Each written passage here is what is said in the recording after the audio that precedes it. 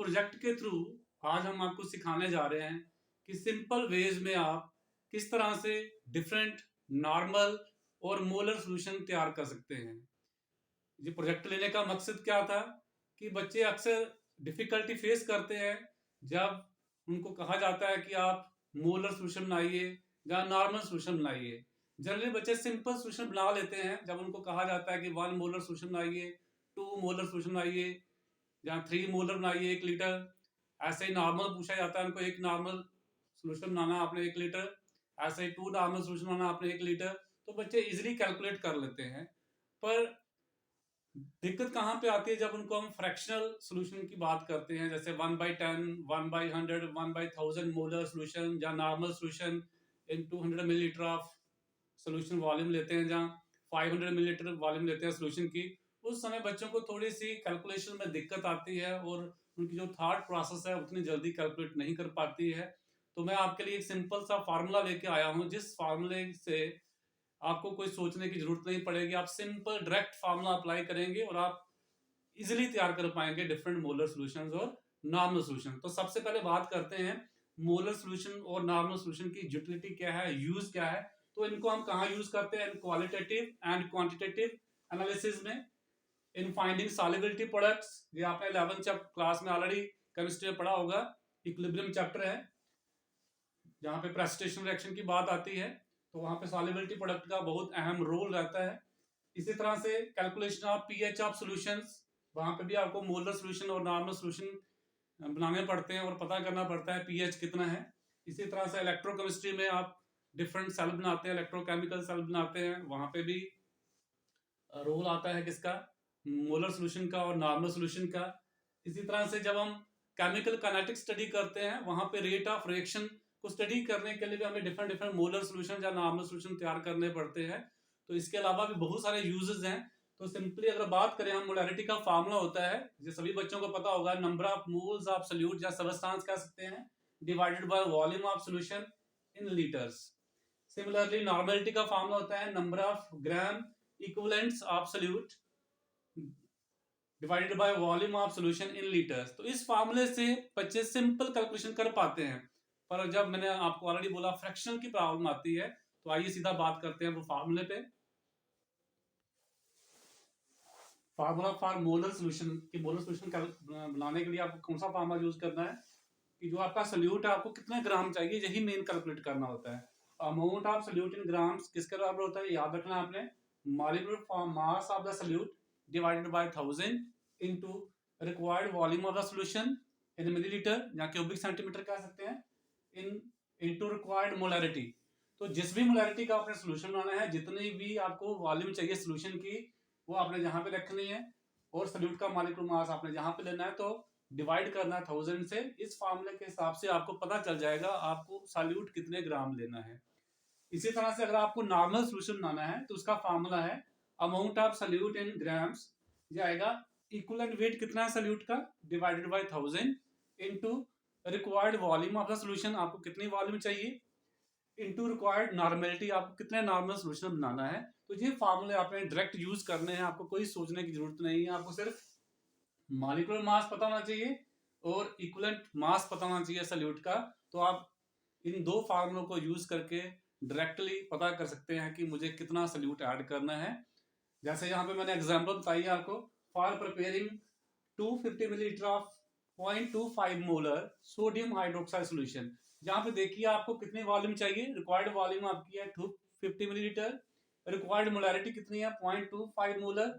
Solute कौन है यहाँ पे? सॉल्यूट आपका यहाँ पे है, सॉल्यूट आपका यहाँ पे है सोडियम हाइड्रोक्साइड। तो मॉलिक्यूलर मास आपका सोडियम हाइड्रोक्साइड कितना होता है ये आपको पता होना चाहिए, आपने लोअर क्लासेस में सीखा हुआ है, जो होता है 40 ग्राम। अमाउंट ऑफ सोडियम हाइड्रोक्साइड कैसा है कि फार्मूला लगाइए आप, मॉलिक्यूलर मास आ गया 40 divided by 1000 into required volume कितना था 250 मिलीलीटर और रिक्वायर्ड मोलैरिटी कितना था 0.25। अगर आप सिंपल कैलकुलेशन करोगे ये आपका आएगा 2.5 ग्राम। तो आपको पता चल गया आपको सोडियम हाइड्रोक्साइड कितना लेना है, दैट इज इक्वल टू 2.5 ग्राम। अब चलिए बात करते हैं ये सोल्यूशन हम कैसे तैयार करेंगे।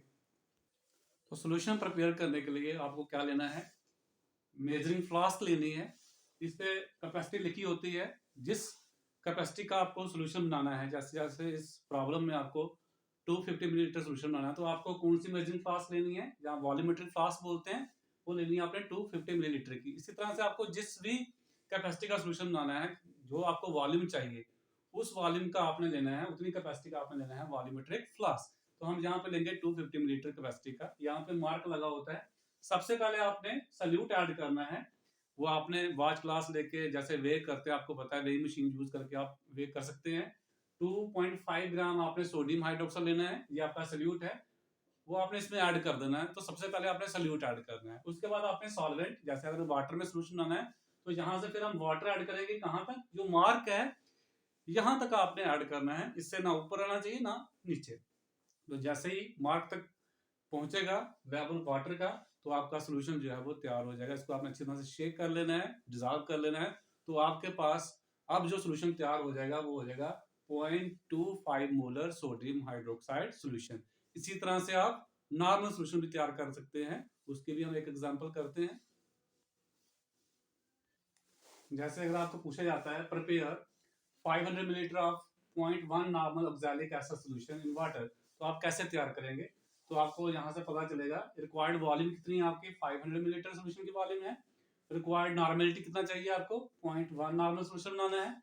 सोल्यूट जहाँ पे कौन है, ऑक्सैलिक एसिड है। इक्वलेंट मास आपको पता होना चाहिए ऑक्सैलिक एसिड का, वो कितना होता है 63। Amount of oxalic acid formula लगाइए जो मैंने आपको बताया है, equivalent mass of oxalic acid divided by 1000 into required volume into required normality। तो ये आएगा आपका 63 डिवाइडेड बाय 1000 into 500 into 0.1, ये आ जाएगा आपका 3.15 ग्राम। तो डायरेक्टली आपने क्या लेना है, 3.15 ग्राम लेना है आपने ऑक्सैलिक एसिड। आपने लेनी है मेजरिंग फ्लास्क या वॉल्यूमेट्रिक फ्लास्क, किस कैपेसिटी की, 500 मिलीलीटर की। इसमें आपने पहले डालना है 3.15 ग्राम ऑक्सैलिक एसिड, फिर ऊपर से आपने वाटर ऐड करना है, मार्क लेवल जो लगा है जहां तक। तो इस तरह से आपका सोल्यूशन तैयार हो जाएगा 0.1 normal oxalic acid solution.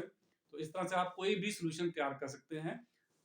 Another एक और फार्मूला होता है, वो है नॉर्मेलिटी इक्वेशन वाला, वो उस पर भी हम एक एग्जांपल करेंगे। तो अनदर फार्मूला हमारे पास नॉर्मेलिटी इक्वेशन वाला। इस फार्मूले को हम कब यूज करते हैं, जब हमें हायर कंसेंट्रेशन से लोअर कंसेंट्रेशन वाला सोल्यूशन तैयार करना होता है, यानी जब हमें डाइल्यूट करके सोल्यूशन बनाना है। जैसे हम एग्जांपल के थ्रू करेंगे। नॉर्मेलिटी इक्वेशन आप सभी जानते हैं, n1 v1 is equal to n2 v2 होता है।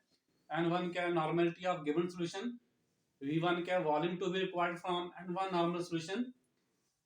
n2 होती है normality of solution to be form, और v2 है required volume of new solution. Example के तौर पे हम लेते हैं prepare 750 millilitre of 0.5 normal HCl solution.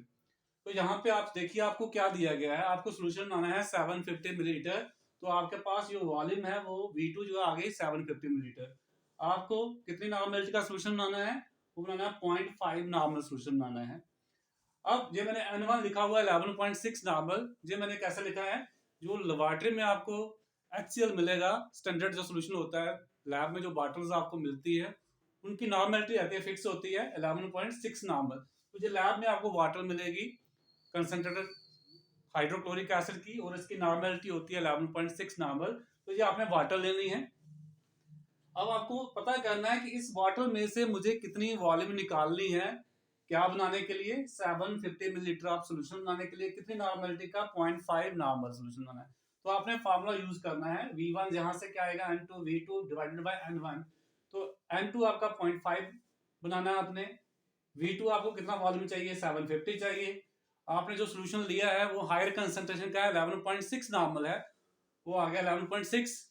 अब जब फार्मूला लगाएंगे आपके पास कैलकुलेशन करके आएगा, V1 आ जाएगा 32.3 मिलीलीटर।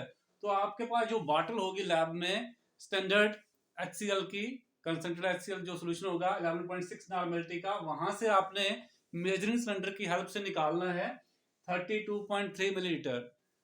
ये अपने डालना है मेजरिंग फ्लास्क में, फिर आपने वाटर ऐड करना है इसमें। तो याद रखिए हमेशा आप क्या करते हैं, वाटर में आप एसिड ऐड करते हैं, एसिड में वाटर ऐड नहीं करते हैं। तो पहले हम यहाँ पे क्या कर लेंगे, वाटर ऐड कर लेंगे। तो आपको थोड़ा आइडिया होगा कि 32.3 मिलीलीटर आपने डालना है, तो उस हिसाब से आप पहले थोड़ा कम पानी डालिए। उसके बाद आप 32.3 मिलीलीटर आप डाल लीजिए थोड़ा थोड़ा करके। HCl, और उसके बाद आप फिर वाटर डाल लीजिए और जहाँ तक मार्क तक आप फिल कर लीजिए। तो इस तरह से आपके पास सोल्यूशन तैयार हो जाएगा 0.5 नॉर्मल हाइड्रोक्लोरिक एसिड का। तो यहाँ पे इतनी दिक्कत आने वाली नहीं है। जनरली सल्फ्यूरिक एसिड जब आप ऐड करते हैं तो हाईली एक्सोथर्मिक रिएक्शन है, उस केस में प्रॉब्लम ज़्यादा आती है। HCl में आप इतना ज़्यादा नहीं रहता है। तो आप फिर भी आपने प्रिकॉशन लेना है कि आपने जो है एसिड में वाटर नहीं ऐड करना है, वाटर में आपने एसिड ऐड करना है। तो इस तरह से आप ये जो फार्मूले दिए हैं, आप किसी भी नॉर्मेलिटी का या मोलैरिटी का सोल्यूशन तैयार कर सकते हैं। इसी तरह मोलैरिटी सोल्यूशन होती है, इक्वेशन होती है सारे M1V1/N1 = M2V2/N2। तो चलिए वो कभी फिर किसी वीडियो में हम शेयर करेंगे। Thank you.